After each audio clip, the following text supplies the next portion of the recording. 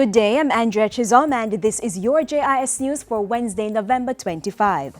The Ministry of Tourism and Entertainment says it is keeping abreast of the possible effects terror attacks around the world may have on the island's tourism product. The ministry's statement is in response to the worldwide travel alert issued by the United States, Jamaica's biggest tourism market. 3 government ministries and a state agency have signed a Memorandum of Understanding MOU to strengthen the Drug Court and Rehabilitation of Offenders program. The MOU was signed this week by the Ministries of Health, National Security and Justice, and the National Council on Drug Abuse. It updates and clarifies each entity's role under the program and promotes accountability. The most significant change in the revised MOU is that the National Council on Drug Abuse is now charged with the responsibility of recruiting, training, and employing substance abuse counselors.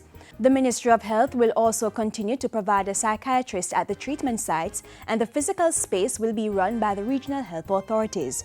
The Drug Court Treatment Program has been operating in Jamaica since 2001. From that time up to December 2014, 887 persons were referred to the program for treatment. Finance Minister Dr. Peter Phillips says due to the changes in the local economy, Jamaica's agricultural sector is poised for even further growth. Dr. Phillips says structural changes under Jamaica's economic reform program have pushed local manufacturers to substitute imported raw material for those produced locally. The Finance Minister was speaking recently during a tour of the Jamaica Broilers Group of companies where he congratulated stakeholders on the efficiency of their operations.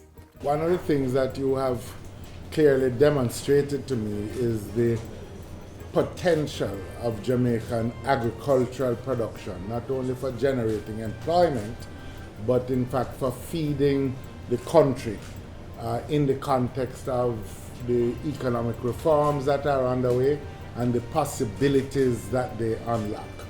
With the island saving over $500 million on its food import bill since the start of the Eat Jamaican campaign, government is urging citizens to stay the path and continue to buy Jamaican produce. You have to deliberately and consciously choose the Jamaican things because it not only means that we'll have a better economy, it not only means that we'll have stronger rural communities, but it also means that we are also securing our own health. The Permanent Secretary in the Ministry of Agriculture and Fisheries was speaking at the recently held Eat Jamaica Thanksgiving service in Portland.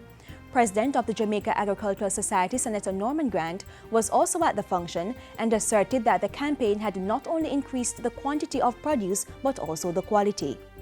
This campaign that was launched in 2003 has confirmed itself to be a game changer, not only for the farmers and the rural people, but also for the Jamaican economy.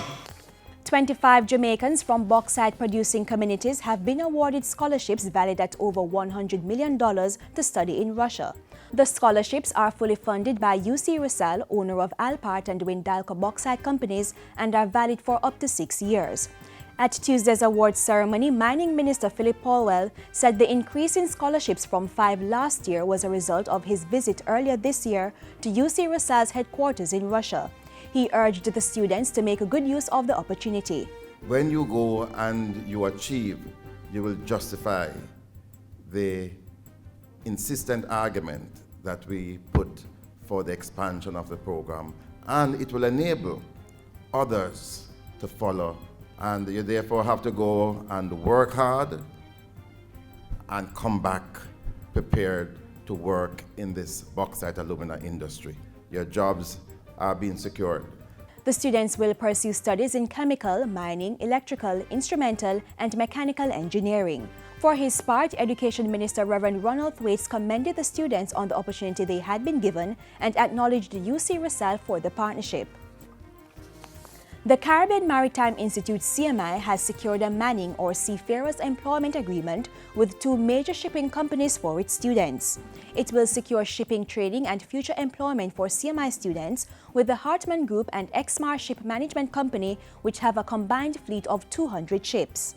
This partnership is important for us because it signals more opportunities for Jamaicans, and it speaks to the approach of the Caribbean Maritime Institute, our tagline is producing industry-ready graduates. The agreement states that each company will be supplied with cadets to serve as interns at sea to complete their mandatory work experience while enrolled at the CMI.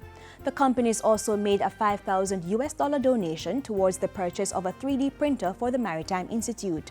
The school's executive director says the addition of the 3D printer signals the new age of engineering and is in line with the CMI's vision to train automation engineers in its soon-to-be established lab. And finally, the Tourism Ministry's renovation of Devon House continues with plans for the construction of a new ice cream parlor at the site. The work is to start in January 2016 and forms part of a larger plan to transform Kingston into a tourist mecca. The $28 million project is being funded by the Tourism Enhancement Fund, and the new ice cream parlor will be located at the north lawns of the historic site. We're going to expand the sale of ice cream here at Devon House because we feel there's a lot more opportunity, but as I said, space has been a limiting factor going forward. The new parlor will effectively reduce the long lines that have been associated with the courtyard space, especially on holidays and weekends.